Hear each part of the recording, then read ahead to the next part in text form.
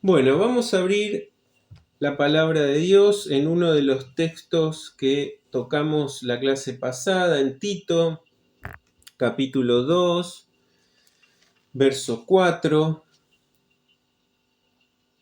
Está hablando a las ancianas en su rol de enseñanza. Dice que enseñen a las mujeres jóvenes a amar a sus maridos y a sus hijos, a ser prudentes, castas, cuidadosas de su casa, buenas, sujetas a sus maridos, para que la palabra de Dios no sea blasfemada. Vimos la clase pasada las implicancias de esto y lo que significaba ser cuidadosas de su casa. Quiero agregar un texto en Proverbios 14, verso 1 dice: la mujer sabia edifica su casa, mas la necia con sus manos la derriba. Y acá podemos ver la característica de una esposa que va a tener, que va a poder ejercer esta cualidad de ser cuidadosa de su casa, ¿no? Si no tiene sabiduría, es imposible que lo pueda lograr.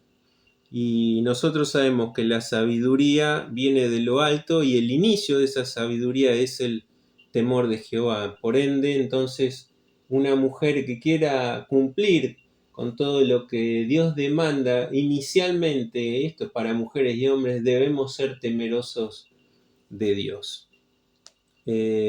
Lo contrario a esto, una palabra fuerte, dice: la necia con sus manos la derriba. Es interesante también esto de que la actitud de una mujer necia, algunas traducciones dicen una mujer tonta, todo lo que haga va a ser para destrucción de su propio matrimonio y por ende de la relación también con los hijos. Va a generar enemistad, desorden, no va a ser una compañía ideal para su esposo y posiblemente, como dice Proverbios, sus hijos no la llamarán bienaventurada, como dice Proverbios 31, ¿no? Entonces fíjense cómo este principio también de rol que Dios le dio a la mujer tan importante, porque en la creación cuando algunos toman el concepto de ayuda idónea, creen que es el bastón del hombre. Sin embargo, hay una palabra en hebreo, yo la anoté acá porque me gustó cuando la vi. La palabra es eser y es tan importante que es un término de asistencia providencial. ¿Saben que el mismo término se usa también para Dios en referencia a su pueblo? Dios es eser del pueblo de Israel. Fíjense lo importante de esa providencia. Y Dios no es un bastón de Israel. Cuando dice que le haré una ayuda idónea, eso implica una providencia de Dios para el hombre. Inicialmente en la procreación, el hombre solo no puede procrearse. Y no podía hacerlo con ninguna de las creaciones hasta el presente. La primera implicancia es que sin una mujer no hay que trascendencia del hombre, de la humanidad, de la especie, si hay algún biólogo acá. La especie humana subsiste por un matrimonio entre un hombre y una mujer, no por un matrimonio homosexual como hoy tanto se habla en las redes. Eso no es la voluntad de Dios. De hecho, está hasta mal aplicado el término matrimonio igualitario. No existe. Porque la palabra es de matriz, de reproducción. Y Dios bendijo a ese matrimonio. Fructifiquen y multiplíquense. ¿Sin una mujer esto iba a ser posible? No. Pero además es la provisión para el hombre en todo lo que estamos también viendo. Hermanos, los hombres por nosotros solos no somos perfectos. Ojo, la mujer tampoco. Pero la idea de Dios es de que haya como los dos sean, dice, ya desde el principio, dice, se unirá a su mujer, habla de una, no habla tampoco de muchas, y los dos serán ¿qué? Una sola carne. habla de una relación sexual, pero habla de una unidad también que trasciende solo lo corpóreo. Y eso, fíjense cómo Satanás desde el principio lo rompe. Por eso una de las cosas, esta guerra de los sexos, es porque entra el pecado en el hombre. ¿Ustedes creen que era voluntad de Dios que hombres y mujeres estén enemistados por los siglos de los siglos? Y que haya luchas de poderes y rivalidades y a ver quién gana más, quién es superior a quién. El problema muchas veces de eso es que nosotros estimamos que los roles que Dios tiene para nosotros hablan de superioridad o inferioridad y no tiene nada que ver. En la Trinidad que hoy cantábamos, ¿hay un orden o no? ¿Significa que el Hijo es menor que el Padre o el Espíritu es menor? Sin embargo, incluso en nuestro orden de oración dice, oramos al Padre por medio de ¿quién? No le oramos al Espíritu Santo. Aunque algunos se toman ese atrevimiento, pero es el orden que Dios estipuló. No nos toca a nosotros, Dios, ¿por qué? ¿No? Como hoy se discute todo, ¿no? Los hijos le discuten a los padres, discutimos las leyes, todo se discute. Pero hermano, a Dios no le discutamos, Él lo dictaminó así. Y siempre dijimos que los hijos de Dios a lo largo de la historia estuvieron en contrariedad con el mundo y nosotros no vamos a hacer la excepción. Por eso tenemos que marcar lo que Dios dice a pesar de que el mundo nos trate de lo que nos quiera tratar. Hay principios de Dios establecidos para el hombre y para la mujer, responsabilidades y demandas para el hombre y para la mujer. Satanás va a querer siempre generar enemistad, destruir relaciones, matrimonios, identidades. Cuanto más nosotros vayamos a la palabra, más seguros vamos a estar de la unidad que Dios diseñó para nosotros, que es la voluntad de Dios y que nos va a hacer felices. No nos va a hacer infelices. Que la mujer se sujete al hombre no la va a hacer infeliz o inferior. La va a hacer feliz porque está cumpliendo con el mandato de Dios. Y toda la obediencia a Dios genera bendición. Nunca nos olvidemos de eso. Obedecer a Dios trae a nuestra vida bendición. Así que importante lo que la mujer tiene de parte de Dios como rol, no solo para su esposo, sino para el hogar. Y entendemos y dijimos que muchas de las cosas que después pasaron en la historia también se debió a que mujeres no cumplieron este rol. Que uno habla de hombres tiranos, esos hombres tiranos tuvieron mujeres como madres. Y cuando estudian la historia se van a dar cuenta que no fueron madres prudentes, castas, sujetas, fueron todo lo contrario. Y fruto de eso surgieron, como Nerón, por ejemplo, que era un huérfano y lo crió su madre Agripina. Estudien la Agripinita cómo era, ¿no? Entonces, por eso es que hay principios de Dios y roles y demandas distintas a hombres y a mujeres. Y en el matrimonio esto no es tampoco algo que pasa inadvertido. Entonces, hablamos de lo importante que es la esposa para el hogar. Pasamos también, ¿saben qué?, a las características, porque uno podría decir, bueno, dice, para que sean ganados los esposos por la conducta, sin palabra. ¿Significa que la mujer no tiene que predicar en la casa? No significa esto. Lo que Pedro está diciendo, bueno, pero cuidado porque el mensaje que ustedes van a llevar, si ustedes no tienen un comportamiento así, ese mensaje que queda. Y es como dicen, no se borra con el codo lo que se escribe con la mano, que es justamente nuestro testimonio. Entonces dice, su conducta tiene que evidenciar que el esposo le mire que algo pasó. Esto no es un Dios más, porque ellos eran politeístas y abrazaban mucho a Dios. Es decir, bueno, cree en un Cristo más, es un Dios más del panteón. No está en el panteón, pero lo metemos ahí. No se olviden que ellos en las casas tenían un lugarcito con sus dioses. Después vamos a ver qué pasaba, por ejemplo, cuando un hombre pasaba la pubertad, tenían un ritual también. O sea, eran idólatras en su vida diaria también. Entonces no era, porque ellos podían considerar, y por eso algunos toleraban, o el cristianismo lo metían como una rama del judaísmo, y bueno, y es algo más, un Dios más. No, pero ese Dios ahora está generando en mi esposa algo, es distinta, no es como antes. Y dice Pedro, amplía esto porque podría ser muy nebuloso cuando dice, ¿qué conducta los va a hacer a estos hombres ganar para Cristo?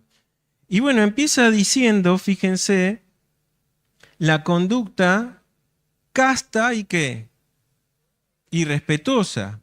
Entendemos que a medida que pasa el tiempo en el Imperio Romano, sobre todo mujeres de posición alta, y bueno, ya su conducta ya no era tan casta, ¿no? Y Séneca decía algo también, el filósofo, que había promiscuidad. Habla de una pureza ética, ¿sí? No solo de una pureza sexual, de que se debe a su esposo, ¿no? Y la palabra respetuosa que dice ahí habla también de ser reverente, o sea, implica honra y seriedad. Tenía que mostrar un porte, digamos, no podía ser una esposa que le da lo mismo todo, ¿no? Y por eso, implicado a esto que dice Pedro ahí, fíjense que empieza a hablar de que, relacionado a la conducta casta y respetuosa, inmediatamente viene lo que se manifiesta si una mujer que respeta y honra a su esposo es cómo se va a vestir, ¿no? Y bueno, hablamos de el atavío, dice, no sea el externo de peinados ostentosos, de adornos de oro o vestidos lujosos, ¿eh? Y mostramos algunas imágenes de lo que era, pero también lo que implicaba esto. Ellas con eso no solo mostraban el estatus, mostraban también sensualidad con lo que se ponían. Y hermanas, la sensualidad está solo para el esposo, para ser mostrada. Una mujer casada no puede mostrar su sensualidad a todos los hombres. Eso te lo puede decir el mundo, que te sientas libre de ponerte lo que quieras y si querés mostrar lo que quieras. La sensualidad en la esposa es para su esposo, no es para cualquier hombre. Y ahí consideramos también parte de lo que es la vestimenta cuando nos juntamos, ¿no? En la iglesia. Ya vamos a hablar un poco de eso. Hay un texto asociado también a esto que yo anoté que está en Primera Timoteo capítulo 2. A ver, Uri, si lo ponemos. Primera Timoteo 2, 9 y 10.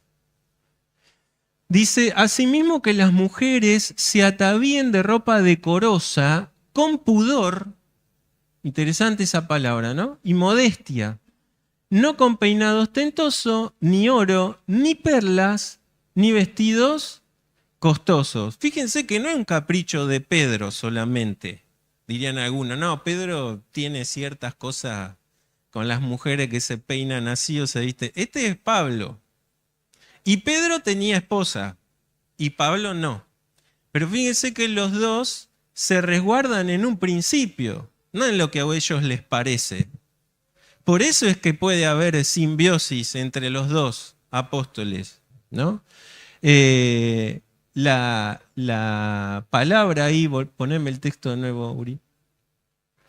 Fíjense que habla de pudor y modestia. ¿Qué es el pudor? Una mujer que no tiene pudor. ¿Qué pasa con una mujer que no tiene pudor? ¿Eh? No tiene vergüenza no solo en lo que se pone, sino en su conducta, ¿no? En su conducta también. O sea, hay cosas, cada palabra nosotros podríamos estar mucho tiempo analizándolas, pero fíjense, quiero que entiendan el concepto del no solo lo que implicaba en ese tiempo, pues no se olviden que obviamente esos tiempos eran mucho más, una mujer sola, hablando con un hombre solo, ya era mal visto y hasta a veces era condenado, depende del tiempo en la historia en lo que uno lo toma, uno ve, por ejemplo, historias de esposos que se divorciaron de sus esposas por no llevar un velo puesto en público, o por encontrarlas hablando con una esclava, o por encontrarlas tomando vino, porque tampoco estaba bien visto que la mujer tome vino. Solamente la mujer más anciana es como que, bueno, se le toleraba. Pero acuérdense que en uno de los requisitos que dice que las mujeres ancianas eduquen a las jóvenes, dice que no sean dadas al vino. ¿Por qué? Porque claro, cuando era anciana ya podía, no estaba tan mal visto, pero se podía pasar también. O sea, si voy a tomar todo lo que no tomé antes, ¿no? Y también hay restricciones en cuanto a eso. Por eso está muy bueno entender la cultura, porque entendemos por qué se dicen las cosas que se dicen, ¿no? Eh, Dice, a ver si tenía algún otro texto acá. Eh, Proverbios 31, ese es conocido porque ustedes, incluso mujeres, lo han estudiado también, ¿no? Lo han visto. Proverbios, Salmos, Proverbios. Yo lo marqué, no lo vamos a leer todo, pero había algunas cositas que sí me interesaban tocar. Proverbios 31 sabemos que habla del elogio de la mujer virtuosa, ¿no? Y cuando nosotros leemos este texto, podemos entender en mucho más profundidad lo que también es una mujer que era cuidadosa de su hogar, ¿no? Dice por ahí, me encanta una frase que dice, se ríe de lo porvenir. ¿No? No es una mujer soberbia. ¿Qué está diciendo? Está segura de todo, ella tiene todo bajo control. Ella tiene vestido a sus hijos, ella tiene organizada su casa, tiene provisiones. No solo eso, dice que también con sus manos hace telas, cuero, cinto y vende. O sea, es una mujer que tiene una pyme, ¿no? Su casa, o sea, compra, dice, un terreno. O sea, fíjense la capacidad administrativa, ¿no? Esto no queda solo para los tiempos. Fíjense cuántos años pasaron, siglos, entre una lectura y otra. Estamos hablando de mucho tiempo antes, sin embargo, el mismo principio para la mujer también está establecido. Me gusta el verso 11 porque dice algo interesante, el corazón de su marido está en ella confiado. ¿Podés confiar en tu esposa? La confianza, hermano, en la esposa es en todo sentido. Era la confianza de los bienes que se entregaban. No era una mujer que ¿compraste la comida? No, pero está con cartera nueva, vestido nuevo, zapatos nuevos. No es la mujer que le cae plata y se va, ya tiene que irse a shopping a comprarse cosas. No, no, es la mujer que primero prioriza que lo que falta en el hogar. Ve a sus hijos si le falta algo. Esa es una mujer que es sabia en la administración del dinero. ¿Saben que una de las primeras cosas en los matrimonios que sucede es cómo administramos lo que entra? Y hasta algunos roces se dan el primer tiempo hasta que logramos decir, bueno, prioricemos esto, no tengamos en común estas cosas. Hoy se da que por las circunstancias trabajamos los dos, esposos y esposas, ¿no? Y que bueno, entonces ya hay un poquito a veces más de como de holgura, pero no hace tanto tiempo atrás, por lo general la mujer era el ama de casa, la encargada, y quien traía el dinero, quien era el hombre, lo dejaba. Y cuando había una mujer que no era responsable con el dinero, empezaban los problemas. Dice acá, el corazón de su marido está en ella confiado. No es solo los bienes, es lo que el marido te cuenta en confidencia. Ministerios de hombres a veces han sido desacreditados por la esposa que tenían. Sobre todo personas que están en consejería. Les contaban algo al marido, el marido se lo confiaba a la mujer se lo da a su amiga, su amiga a su amiga, se terminaban enterando todo. Entonces ya, ¿quién le iba a contar a ese consejero? Y nadie con la esposa que tiene.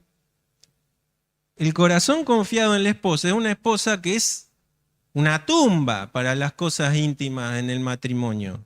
Es una mujer que no cuenta lo que pasa en la alcoba a los demás, los problemas del hogar. No es una mujer que decide yo esto no le consulto, hago lo que se me antoja. Ese es el corazón confiado del esposo en la esposa. Fíjense cuánto tiempo antes estamos leyendo un principio de Dios. Cuando los dos son uno, habla también de una confidencia. Nadie puede saber lo que pasa ahí. A no ser que cuando nosotros sabemos que hay problemas que rebasan en el matrimonio, acudimos a personas sabias. Porque a veces necesitamos otra mirada, ¿no? Otra mirada para resolver cuestiones. Pero una mujer en la que su esposo puede confiar es una mujer que es reservada, rescatada. No una mujer chismosa, no anda contando lo que sucede a los demás. El otro texto que me gusta todo este capítulo, pero dice el 26, abre su boca con sabiduría. Y la ley de clemencia está en su lengua. ¿Qué es la clemencia? En su lengua no le está dando a todo el mundo. Todo el que pasa, piernas cortadas. Bien que Santiago dice la lengua, ¿no? Es una mujer medida en lo que dice, porque en lo que diga puede afectar no solo su propia integridad, la integridad de su familia. Abre su boca con sabiduría. Y en relación a lo que Pedro dice, de toda esta preocupación por lo externo que siempre se dio a lo largo del mundo y que Satanás aboga por eso, por lo que muestran, por las modas, por la ostentación, por la sensualidad, el 30 dice, engañosa es la gracia, ¿y qué? Y vana la hermosura, porque todo eso pasa, porque los que vamos creciendo y teniendo años vemos que ya no somos los mismos, que la belleza mengua, que el pelo se cae y que tantas cosas suceden y que el mono se vista de esa edad, mono queda, ¿no? Pero ¿qué dice? La mujer que teme, ¿quién? Esa será alabada. ¿Qué habla? Lo mismo que dice Pedro de la conducta, de la ética cristiana, de la moral. En resumidas cuentas, de lo que hay en dónde? En el corazón, ¿sí? Hay más textos para eso, ahora vamos a volver un poco también a Proverbios. Volvemos ahora a Primera de Pedro. Y empieza también a contar un poco más Pedro y ampliar esto, porque pasa ahora del peinado, de lo ostentoso que era esto, ¿no? Del tiempo que llevaba también, porque eso marcaba los esclavos que la mujer tenía. Acuérdense, tenía por lo menos 3, una para el peinado, otra para el vestido y otra para la depilación. Las mujeres que tenían cierto poder gozaban de estos privilegios. Y empieza a decir, dice, que no sea el atavío externo, es decir, que su afán no esté en lo externo, sino en que dice, en el interno, en el del corazón, como también se complementa a Proverbios. Y fíjense, dice, en el incorruptible ornato de un espíritu afable. Interesante lo que dice, porque no lo pone ahí por poner.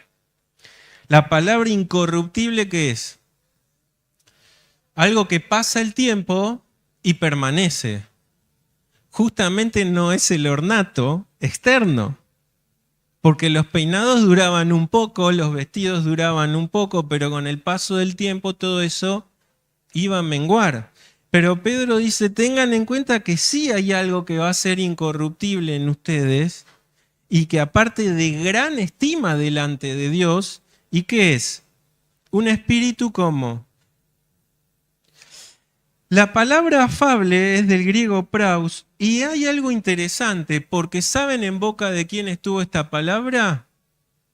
De Jesús. Aprendan de mí que soy. Utiliza esa palabra en griego que se traduce como manso, pero que es espíritu afable. Es praus la palabra griega, así que obviamente lo que Jesús dice nos lo dice a todos. No solo a las mujeres tienen que ser afables, los hombres también, ¿no? Estamos hablando acá justamente haciendo un poco de exégesis de este texto que le habla a la mujer. Pero fíjense en boca de quién, es decir, mujer, cuando vos sos afable te parecés más a tu Redentor. Tampoco es capricho de Pedro. Son palabras del mismo Señor Jesús. Habla de mansedumbre, de esa mansedumbre que se esperaba también, ¿saben qué? De animales mansos que se tenían para el trabajo, que eran muy buscados y deseados porque facilitaban todos los trabajos, ¿no? Quien ha trabajado a veces con animales o caballos sabe lo que es un caballo que no es tan manso, además de hacerte daño, no terminás los trabajos que tenés que hacer, ¿no? Y el Señor Jesús dice que Él había sido manso. ¿Por qué? Porque se sujetó ¿qué? A la voluntad de su Padre. Él no hizo algo porque le venía en gana. Todo lo que Él hizo lo hizo sujeto a una voluntad, a una autoridad. Lo segundo que dice Pedro acá es que su espíritu sea como apacible. Y esto en términos de la cultura romana implicaba muchas cosas. La palabra griega es jesúkios y era usado para describir la ausencia de alboroto, la ausencia de murmuración y la ausencia de agitación. Fíjense cómo se complementa con esa mujer que leímos en Proverbios, sabia, que tiene su boca muy medida, muy controlada. Santiago habla de esto para todos también, ¿no? Que a veces dice herimos muchas veces con nuestras palabras, pero el que sujeta su lengua controla ¿qué? Todo su cuerpo, dice, ¿no? Impresionante. En la cultura helenística tenía una connotación interior y social. Una persona jesúquios vivía con calma, no era escandalosa ni pendenciera. A mí me ha tocado atender a mujeres en el negocio que es impresionante, ¿viste? Cualquier cosa, ya te vienen hablando mal del veterinario que las mandó, después te hablan mal del remisero que las trajo. Todo es una, ¿viste? Y yo le dije, porque, ¿no? Y porque nunca puede, siempre está todo mal. Son mujeres que tienen esa tendencia de discutir continuamente. Proverbios, volvemos a Proverbios, Uri. Proverbios 21, 19. Qué terrible tener una esposa así, ¿no? Dice, mejor es morar en tierra desierta que con la mujer rencillosa e iracunda. Lo dice alguien que sabía de mujeres, ¿eh? Está bien, después se dejó su corazón, ¿no? Se apartó. Pero, fíjate, había que vivir en tierra desierta. El desierto no es nada lindo, hermano. Dice que cuando el Señor Jesús fue al desierto ¿a qué? A ser tentado, dice que había fieras incluso que él estaba y que obviamente fue protegido por gracia, pero el desierto era un lugar donde nadie quería estar. Bueno, Salomón dice que es mejor estar en el desierto que convivir con estas mujeres.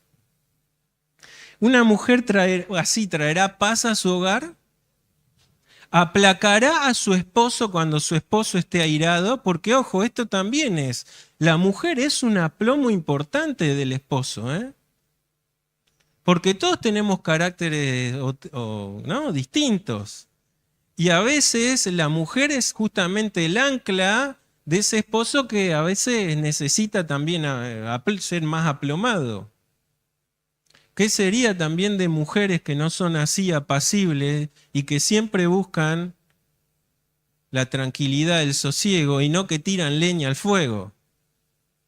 ¿Qué sería de los esposos que son quizás más iracundos, ¿no? Pero una mujer que no tiene este carácter hará también que su esposo desee no vivir con ella. Dice, prefiera vivir en cualquier otro lado, debajo de un puente. Y eso, ¿saben qué? También pasa con hombres que permanecen mucho tiempo en su trabajo y que no quieren volver porque no hay un hogar donde se regresa. Es una casa, pero no es un hogar. La mujer también es encargada de generar un ambiente para que su esposo no vea la hora de llegar a su hogar. Porque hay una mujer que lo va a calmar, va a charlar, va a aplacar quizás su ira, ¿eh? Es importantísimo esto. Dice también Proverbios 27, 15 y 16. Y ya voy terminando. 27:15 dice, gotera continua en tiempo de lluvia y la mujer rencillosa son semejantes. ¿Quién ha tenido goteras en la casa?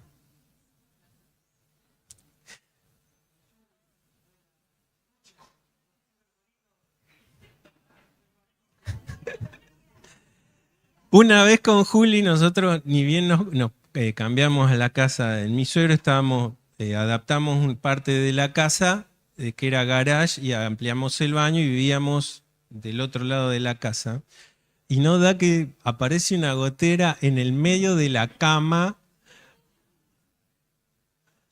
En su momento digo, no voy a correr toda la cama, crucé un alambre y colgué un balde, ¿viste? Pero claro, dormíamos y tac, tac.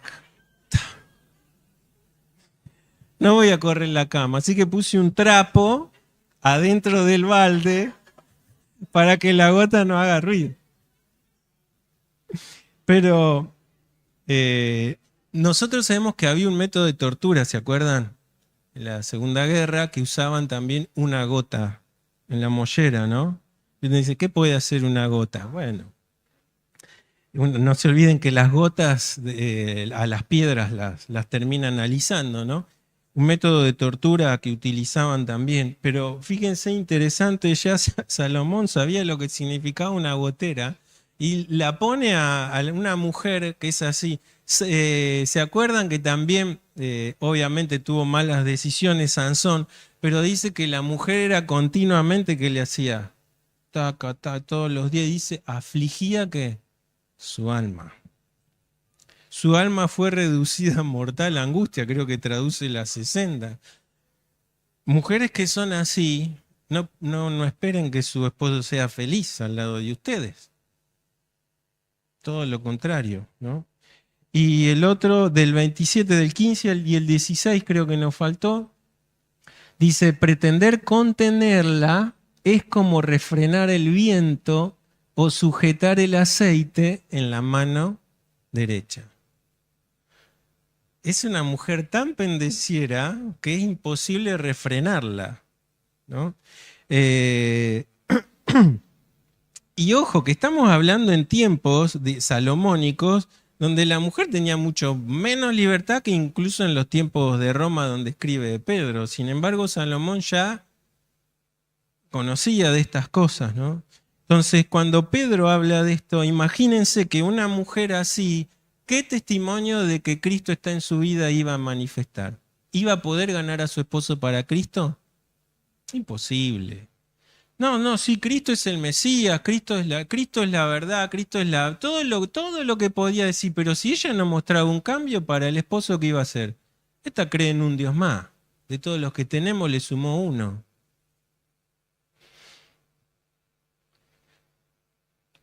Dice, ser apacible es no buscar imponerse, no compite, no se agita ni reacciona ante cada provocación. Ser apacible es tener paz interior, estabilidad emocional y equilibrio. Habla también, ¿saben de qué? Del dominio propio.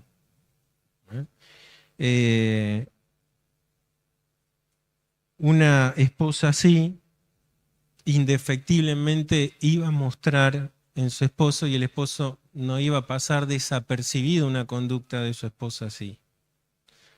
Entonces iba a llamar esa conducta la atención de su esposo para escucharte, a ver, vos no eras así, a ver, contame un poco más, ¿qué pasó? ¿Qué es lo que te transformó?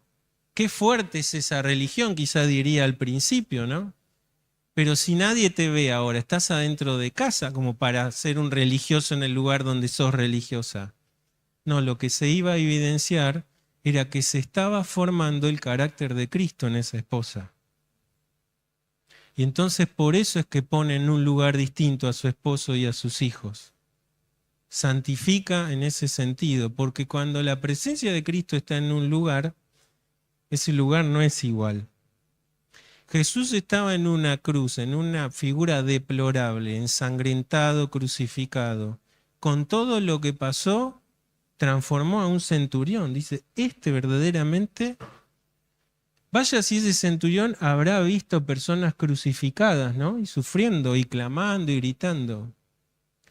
Pero con las pocas palabras que Jesús manifestó en esa cruz, transformó la vida de un centurión, un hombre acostumbrado a la sangre, al maltrato. Cuando Cristo está en nosotros, hermano, y nosotros manifestamos a Cristo en nuestra vida, los de alrededor ven a Cristo, no nos ven a nosotros. Y eso a veces nos olvidamos, ¿no? Que lo importante que es nuestra conducta en el lugar donde estamos, como esposos, esposas, y también en el lugar donde nos encontremos. Una belleza que ni el tiempo ni la moda pueden corromper, porque además es el único ornato que agrada a Dios. ¿Qué iba a ser más fácil? ¿Un peinado ostentoso o tener este ornato? El peinado ostentoso. Sí, le llevaría algunas horas o toda la mañana. Primero no agradaba a Dios, ¿no? Y después, como dice, iba a ser corruptible. A la noche se lo tenía que desarmar y se acabó. Pero el ornato que Dios mira en cada esposa y en cada mujer y también en cada hombre es esto que se manifiesta en este lugar, ¿no? En esta circunstancia que Pedro dice, en su casa, en su hogar, con su esposo. Es lo que Dios mira dentro del corazón, como también venimos escuchando desde ayer, lo que hay en nuestro corazón, nuestra alma, nuestro espíritu. Eso es lo que Dios se agrada, es ahí. Nos podemos poner lo que queramos para impresionar a otro, pero eso no va a impresionar a Dios.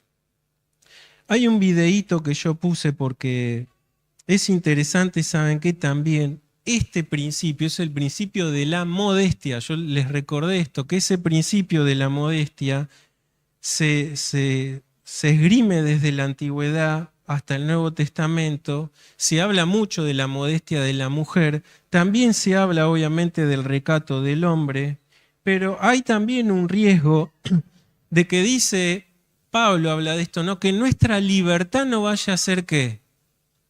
Un tropezadero a otros. Yo puse un videíto ahí, Uri, no sé si quedó en la compu grabado. Que es un videíto cómico, pero es para tener un poco en cuenta. Mostrarme la lista, creo que Luciano igual lo conoce. Y alguno lo debe haber visto porque circulaba como un short ahí en YouTube. Que tiene que ver también, hermanas, con esto que tocábamos un poco acerca de la sensualidad. Entender que la sensualidad es para su esposa solamente y que si bien el hombre que tropieza y cae es responsable de su pecado, Jesús dijo, en el mundo van a tener, en el mundo dice, es imposible que vengan tropiezos, dice Lucas 17:1, mas hay de aquel por quien vienen los tropiezos. Entonces, tener consideración también, hermanas, de la forma en la que se viste pueden también ser tropiezos para otros. Si yo caigo, yo soy responsable por caer delante de Dios, pero ustedes tienen una cuota de responsabilidad también por eso, ¿no? Y en medio de todo, cuando nos encontramos en temor, en incertidumbre, o en situaciones que no sabemos, inesperadas, cuando levantamos al Señor, todo toma su lugar. Todas las cosas vuelven a su lugar, ¿verdad que sí? ¿Por qué? Porque agarramos perspectiva, porque agarramos confianza. Es un videíto cómico, ¿no?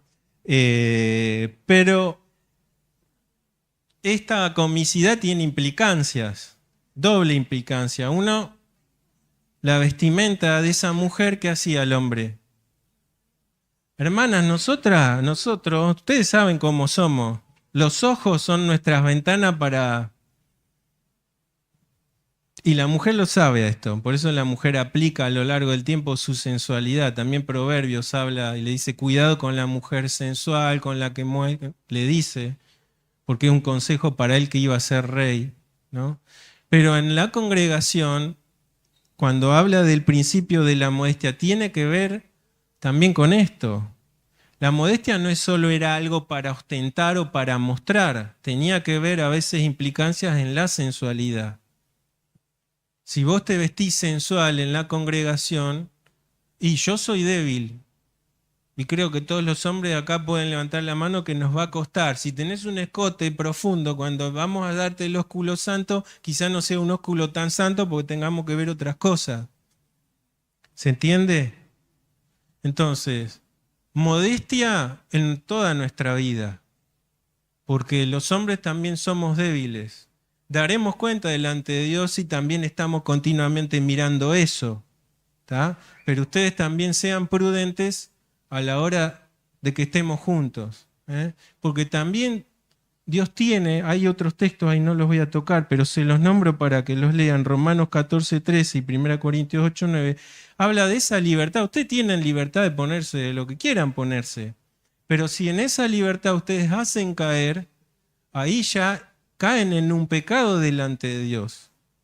Porque aparte, si lo hacen por ignorancia está bien, pero la mujer sabe muy bien qué cosas se pone y qué cosas hacen que los hombres detengan su mirada ahí, ¿no?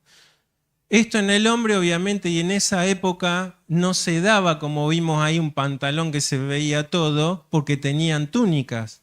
Pero cada cultura, la sensualidad se mostraba de distintas formas. Muchas veces el mostrar una pierna y un pie descubierto ya implicaba sensualidad para el hombre. Y entonces, si se daba esa cuestión, ¿qué tenía que hacer la mujer? Y bueno, meterte en una túnica más larga, ponerte, qué sé yo, una sandalia que cubría. O sea, cada tiempo y cada época, esto no lo podemos estandarizar. Hay personas que pretenden estandarizarlos a todos. No. Si nos vamos a otros países donde, o misioneros que tuvieron que entrar a predicar a lugares donde estaban desnudos, y el misionero tenía que entrar desnudo para predicar, ¿qué no le ibas a calzar una frazada a la india o a la persona? ¿Se entiende? Esto es una transformación que tiene que ver con las implicancias culturales de la sensualidad para la época y para el tiempo geográfico en el cual pero el principio es lo que importa. Si en tu cultura la sensualidad se manifiesta con poca ropa o con lo que sea, hermana, sabe que no seas ocasión de caer para otros, ¿sí? O sea, fíjense cómo este principio que estamos hablando de la modestia abarca muchas cosas. Si hablamos de la ostentación, que también es para el hombre, y personas que continuamente están ostentando un reloj, el último celular, el auto, bueno, eso también está en contra del principio de la modestia. Sí, o sea, fíjense cómo ese principio ya no es que abarca solo a la mujer. Acá porque nos toca hablar en este tiempo de la esposa de la mujer, pero también el hombre. Yo he visto hombres, compañeros e incluso en la misma iglesia que continuamente están mostrando lo que se compraron, lo que tienen, lo último. ¿Qué estás mostrando? Si eso no tiene, eso tiene valor para el mundo, pero ¿qué dice Santiago? El que ama al mundo se hace enemigo ¿de quién? De Dios. Eso es lo que el mundo valora, eso no es lo que Dios valora.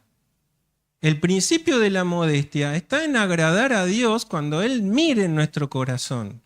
¿Qué es en lo que nos lleva tiempo a nosotros ocuparnos? ¿Qué es lo que en nuestra mente se da? Ay, no, si tengo que comprarme el último Volkswagen que salió. Y ya tenés un auto.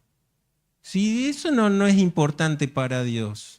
El último celular, el último reloj, la última ropa, la de moda, ¿no? Eso son las modas del mundo, son los criterios del mundo.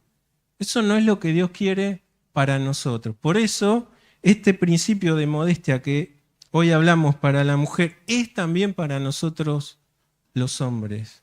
Y qué importante es que tengamos en cuenta esto, porque aún también con la ostentación podemos hacer tropezar a otros hermanos. La iglesia de Corinto pasaba por un problema similar de ¿no? Que incluso dice que no esperaban a los de otra condición, traían sus manjares y comían ellos sin compartir. Y hasta llegaban ¿a qué? A embriagarse, ¿no? Y dice, ustedes no están comiendo la cena del Señor. Es su propia cena, dice Pablo. Qué importante que tengamos en cuenta, somos familia de Dios. y fuimos comprados por la misma sangre. Valemos todos lo mismo. Tengamos mejores recursos o más o tengamos menos. Y el valor, el ornato que Dios mira en nosotros es el de nuestra conducta, es el de Cristo gestándose en cada uno de nosotros.